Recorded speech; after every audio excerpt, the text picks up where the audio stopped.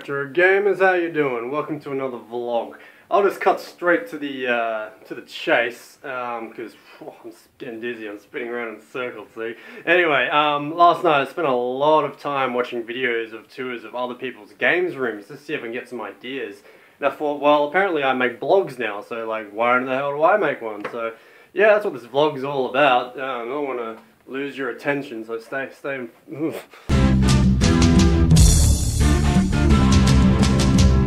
So I guess now what I'll do is I'll just give you a general layout of the room while trying not to cover up the mic with my fingers. So basically we've got the TV set up there with the consoles and the sound system, and then we've got the games over there, and then we've got a couch and another couch and another couch and a window and some other stuff. I guess I'll get to all that. I guess this bit's kind of pointless, but let's get to the consoles. So I guess here we'll look at the general hub of things where everything's happening. We got my TV, my cabinet, my sound system, my consoles, and of course all the AV selectors and whatnot. So, and you can also see me. So, how you doing? Wicked. Anyway, let's have a look at the television. So, in my local area where I live in Western Australia, analog television's been turned off. So televisions like this, which don't have a digital tuner, are practically useless for watching conventional television, but it's pretty awesome for what I'm doing here, and I got this for free, so I'm pretty happy about that. Another cool thing about this TV is that it's Magnavox branded. Magnavox actually made one of the first home consoles, Magnavox Odyssey, so I thought, yeah, that's pretty cool. Let's have a look at the cabinet or the case or whatever. I bought this from IKEA. It's actually a very recent edition. It cost me about 115 bucks. So yeah, pretty cheap, and all my consoles were just on the ground before, so it's good that they're they're not going to be stepped on anymore. Then we also have a sound system as well. It's an early 80s AWA. It has these big wooden speakers and stereo, of course. Nothing but the best. I got these for free as well. These actually used to be my dad's, and I guess they still are my dad's. But they were just sitting in the shed, just gathering dust. So they let me use them because it's better than them not being used at all, I guess. So yeah, let's have a look at the AV system I've got going at the moment. It's actually still a work in progress. This is the first selector box because I've got two AV ins on the TV. So you see, I have so professionally marked those. I also have another one over here as well, but that one's actually broken. That's the only purpose it's serving at the moment, is to hold the cables in place, so they don't slip away and get tangled up with other shit. So at the moment, that's holding the PS2 and N64 cables, and I'm just switching those around with the AV2 here, just depending on what I want to play. I do have another AV selector box coming in the mail, so that should be fixed pretty soon. So yeah, I guess that's the AV stuff sorted. You don't really need to know anything more about that. Let's have a look at the consoles. Okay, so first off is just a original PlayStation 1. I bought this from a thrift store for about 20 or 30 bucks. Can't quite remember. It's actually the second one I bought from a thrift store. The first one I bought didn't work, so I took it back. I got some credit and just bought this one instead. But I went into the thrift store the next week, and I'm pretty sure the broken one I bought, they put it back on the shelf. I can't remember how I could tell. I think there was a scratch or something across the top, but yeah, it's pretty seedy, I guess. I guess it's just going to keep selling and selling it if someone doesn't return it, so that's pretty shady. Anyway, next up we have is a Sega Dreamcast. This was actually the start of my retro collection. I bought this on eBay. And it's one of the few consoles I have bought on eBay, but I can't find these things in the wild anywhere, and I really wanted one. So I got a pretty good deal for that. I got to have a couple of controllers, a whole lot of games, some demo discs, VMU. So I think it was about 100 bucks all up, so it's not too bad. And this was a couple of years ago as well. Moving along, I'm trying to get through this as quickly as I can, so I don't have to bore you, my precious audience. We have a Nintendo Super Famicom. I actually got this for free. I had an ex-girlfriend's mother. She actually found it on the side of the road, and because she knew I liked all the retro stuff, she gave it to me. So it's pretty cool. It's also a testament to just the type of stuff that people will throw out. But yeah, I got that and some other things as well. I'll get to those in a second. Next up, we got a Super Nintendo. This was actually given to me as a birthday present from a friend. So yeah, best birthday present ever, I reckon. It's good that I'm the go-to retro guy, because people will give me their old stuff because I know I'm going to look after it, and I'm not going to resell it or anything dodgy like that. Next up we have a Sega Mega Drive. This is actually the most recent addition to all the consoles. I only got this a couple of weeks ago. I bought this off Gumtree, which is like a Craigslist sort of thing, for 20 bucks. Really cheap, and it works, of course. That's actually talked about. It was actually the basis of my first vlog. This is my second vlog, so I guess if you want to learn more about that, go watch that, I guess. Next up we have a PS2. This is my childhood PS2. Well, not childhood, but early teenagehood, I guess. So I've had that for a number of years now, and it's my year-old faithful. I guess I don't actually really need a PS1 and a PS2 up, but the PS1 was primarily my my childhood console. I've got a huge PS1 collection as well, so I really just want a just a physical one to play on, and obviously the PS2's there as well. Moving along, we got a Xbox. I bought this pretty recently as well, so I don't have too many games for it yet. But that was like $30 from a Good Sammy's, I think. And that of course all works, so that's a pretty good deal.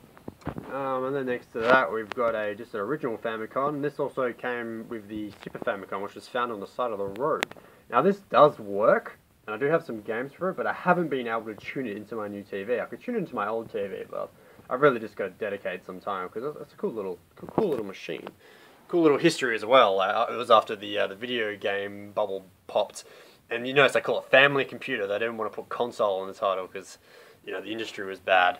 Or something like that, I don't know. Next up we also have another fairly recent addition. It's an Atari ST. I own the 520 ST, I should say specifically. I don't know if you can read that. It's probably too dark in there for the S3 to pick it up. But I bought this very recently as well, also on Gumtree. Picked it up for 10 bucks. Works perfectly. Missing a couple of keys, but I mean, who actually uses the keys on these things? It's not like going to be doing any programming. And over here, on its own little pedestal, is a Nintendo 64. I bought this from the same Good Sammy's where I bought my Xbox, so that was about 20 bucks, I think. It's not on top of the speaker for any special reason. It's just that I ran out of room. So yeah, it gets its own little pedestal. Next to that, we also have a Wii. This is actually jointly owned by me and my sister as a Christmas present from a number of years ago. I might play it too much, but I'm hoping to kick off a GameCube collection, and I keep forgetting that it can play GameCube games. I've actually got a memory card in there, but it's not mine. But I'm thinking of picking up my own memory card and my own controller, because GameCube games are pretty cheap these days. What else should I add? Oh yeah, we've got a Transformer over here. This is what I also got. This for free as well. Someone just gave it to me. Obviously that turns on the Super Famicom and the Famicom, because they're Japanese consoles. So obviously I can't plug them straight into my PowerPoint because it would blow them out the window essentially. What's next? We've got a few other things over here I could show you. I've kind of got my display cabinet here, but it's more or less full of stuff I can't plug in or don't use very often. So we've got another PS1 there.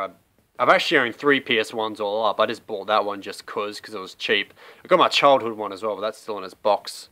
We've got an Atari 2600 Junior. That's a piece of shit. It doesn't work. And I got another Famicom. I got that with the other Famicom and other Super Famicom. That works, but when I opened it up, it was full of sawdust. So yeah. And then we also have some sort of pirating device for the Super Famicom. A little floppy drive in there. I've never really used it because when you plug it in, all the instructions are in Japanese, so it's really there just to look at.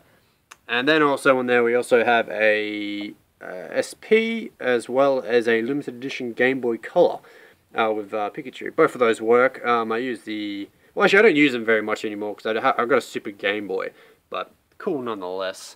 So we got a VCR, that's uninteresting. I've got a record player there, it doesn't work.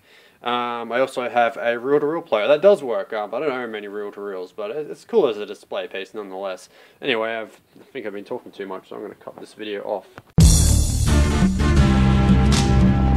Yeah, so this video has already been running way too long, so if you're still watching it at this point, thank you.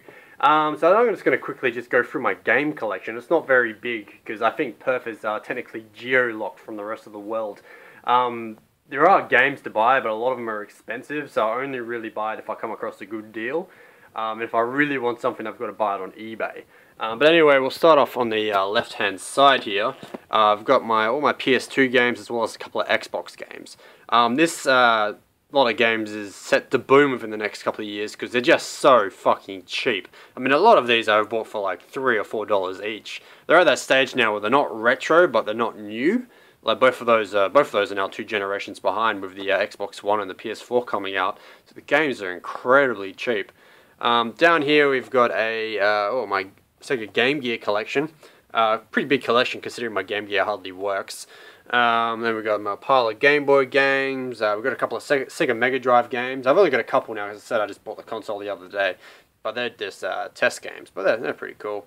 There's my Super Game Boy. We've got all my PS1 games there, as well as demo discs. We've got some boxed Game Boy Color games. They're from my childhood. We've got T-Bird, which is the one game I own for my Atari ST, as well as some Atari 2600 games, which I picked up for cheap, but I've never been able to play. Up here we've also got just a mix of Super Famicom games, Super Nintendo games, as well as N64 games. Oh, and don't forget Famicom. Tetris, we've got an economics game there, good stuff. Then we got some DS games, and we got my Dreamcast games, and then we just got some memory cards and booklets. But yeah, that's pretty cool.